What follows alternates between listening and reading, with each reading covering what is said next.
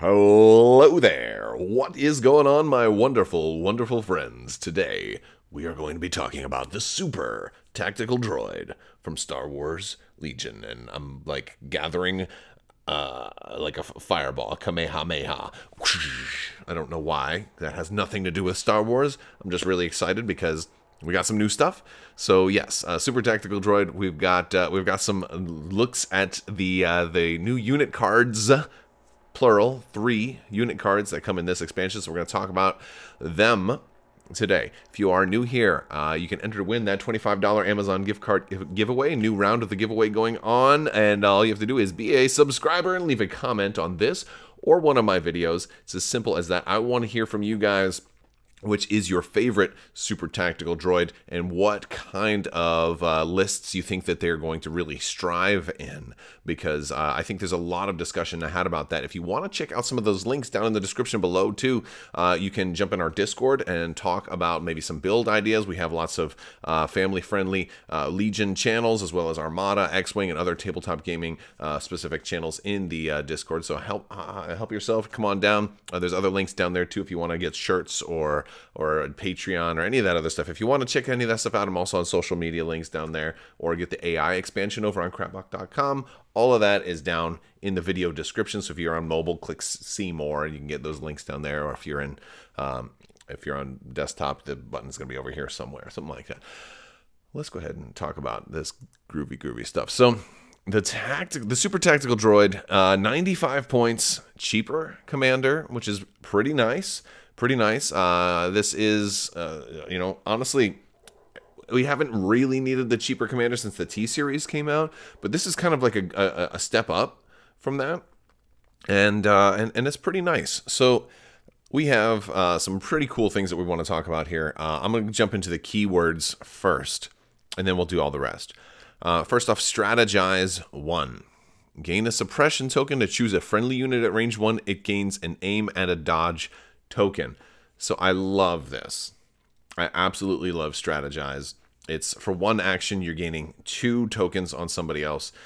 This is especially good for a lot of you know, separatists unit that might somehow have AI attack, but we have other ways to deal with that as well. So this is just especially cool. I really like him with like commandos too, for that matter. I think this is just going to be a really fun unit. Direct AI unit. During the command phase, you may issue an order to a friendly unit with AI at range 1 to 2. So again, direct we've seen already, but it's just a good keyword. It can start those chains going. This is especially really good for the separatists. Override. This is another really good keyword. When a friendly unit at range 1 activates, you may gain a suppression token. If you do, that unit ignores AI during its activation. So just very cool stuff, and then we've got Sharpshooter also, which isn't bad. We've got 2 commands, a comms, and an equipment for upgrades. We've got 2 black dice for melee. With surge to hit those, it's okay. Not great for melee. Not a bad little ranged weapon. A red and a white with surge to hit at range 3 with lethal 1, which isn't too bad. You could strategize for yourself if you wanted to. You know, it's an idea. Speed 2, 5 health, 2 courage. You know, not especially great there. Honestly, I don't think this is a unit that you're going to want to have shooting very much. But if push comes to shove, sure. So an interesting thing about this is 1 suppression is not going to really do anything for this guy at all. Heck, you know, like so he's got all these ways to give himself a suppression token. That's just and it's not going to hurt him to really do that.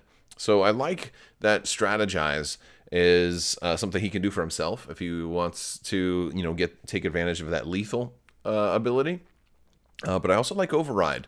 Really kind of helping out a nearby unit. I think he's going to be nice to have next to a big tank, an AAT. You don't have to give it an order. You can just rely on Override. You can use Direct to potentially start your chain, go elsewhere, and then keep the tank for whenever, keep it in the pile.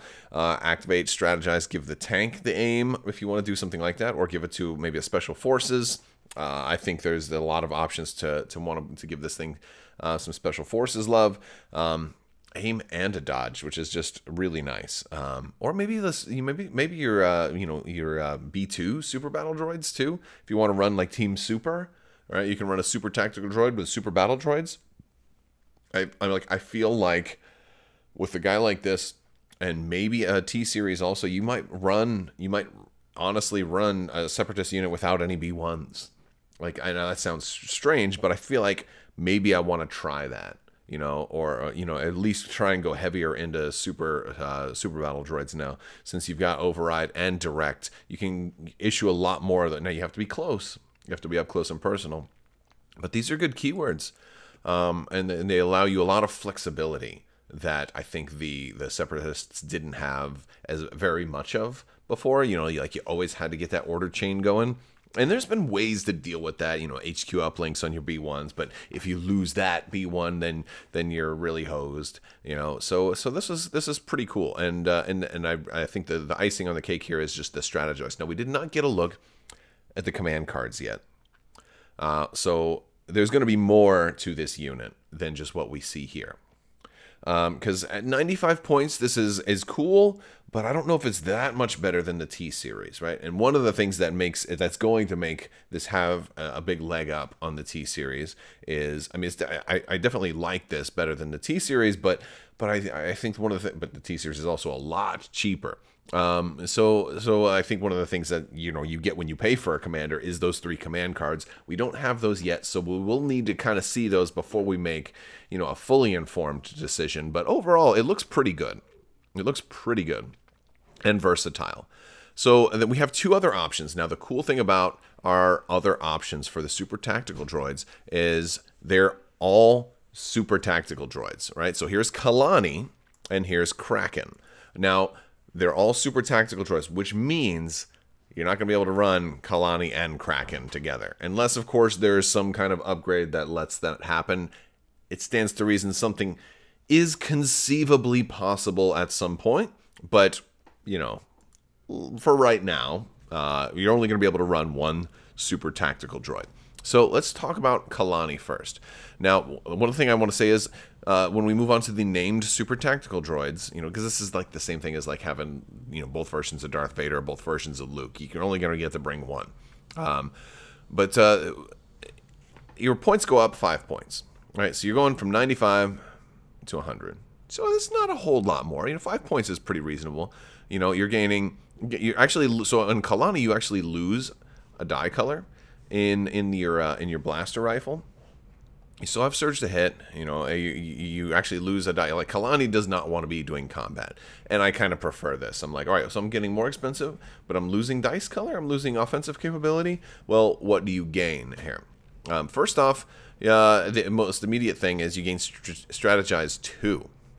Strategize 2 is insane, and I really like this, and so that's really, I think, what you're paying for with Kalani. Strategize 2 is beautiful. You're going to give 2 units each a aim and a dodge token. So for one action, you're actually giving out 4 tokens. That's pretty beautiful. Now, they all have to be at range 1, so you do have to have people close by. This is going to be really nice for snipers, though.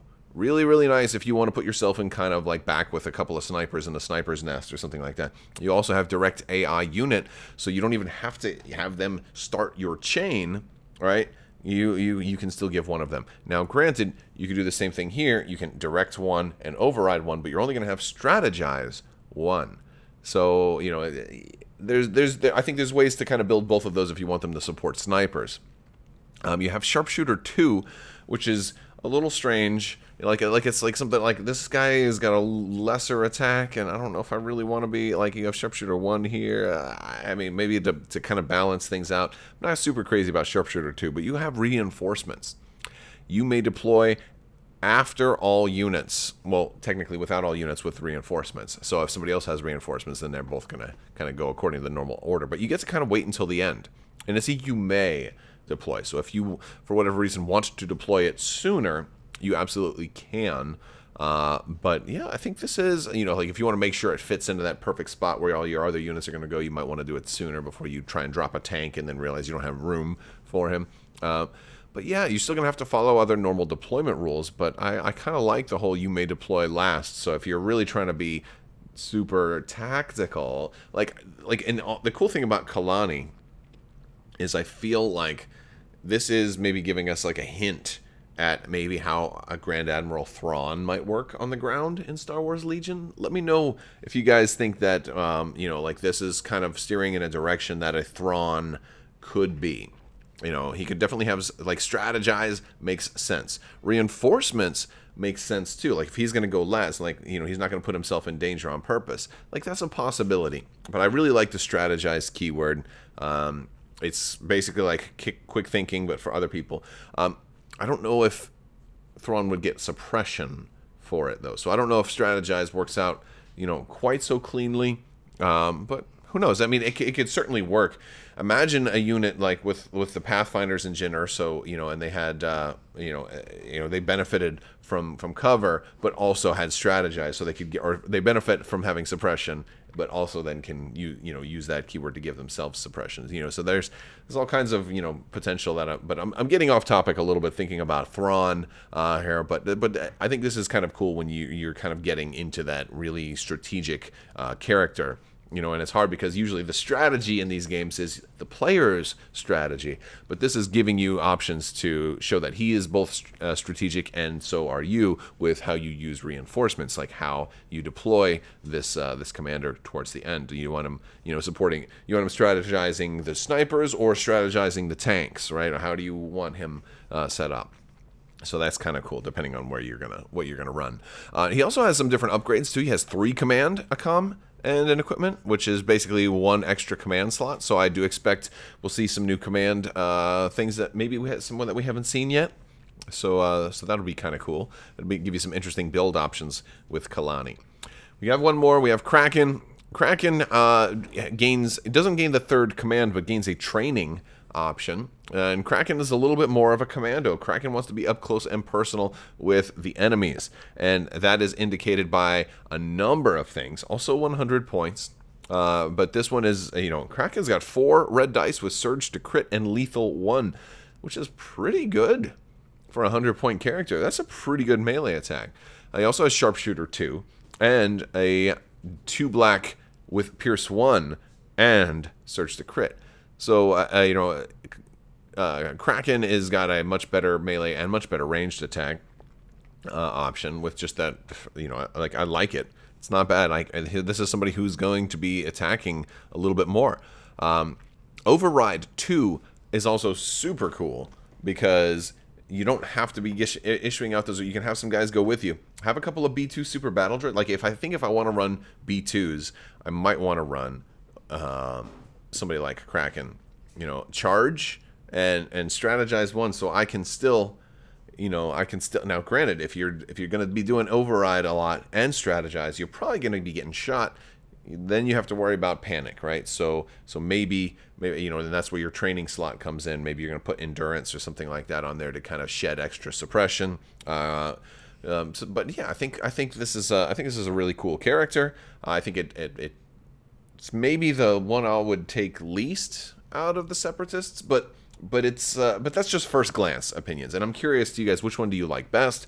For me, initially, I think Kalani is the best, but Kraken could be interesting especially if you're not gonna use a medium point cost commander as an excuse to run Maul, like if you're not running, you know, commandos with you know, a whole bunch of guys with the blades and stuff like that. Like, maybe you don't have that great of a melee presence, and you want at least somebody to potentially try and finish off an enemy melee combatant, or Jedi, or Wookiees, or something like that.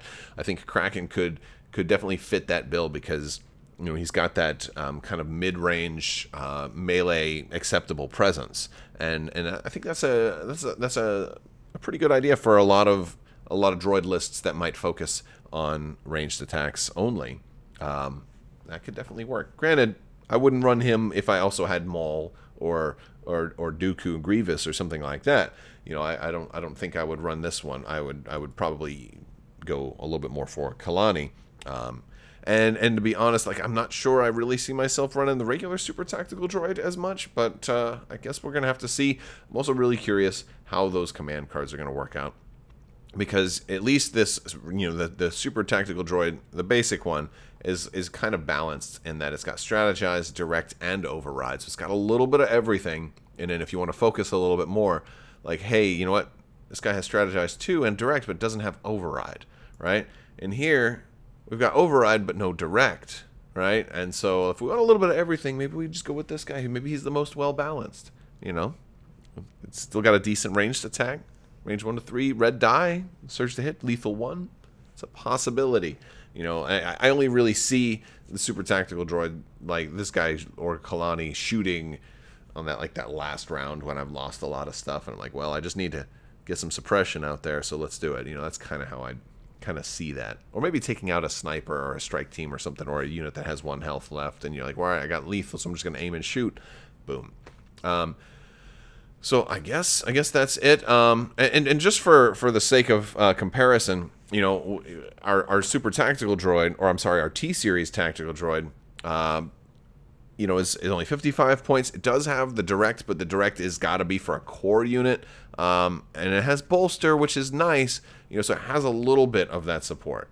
But definitely the Super Tactical Droids have more. Any AI. So you can direct those droidicas if you want without having to give them an order. Cool things like that. Or the tanks and stuff.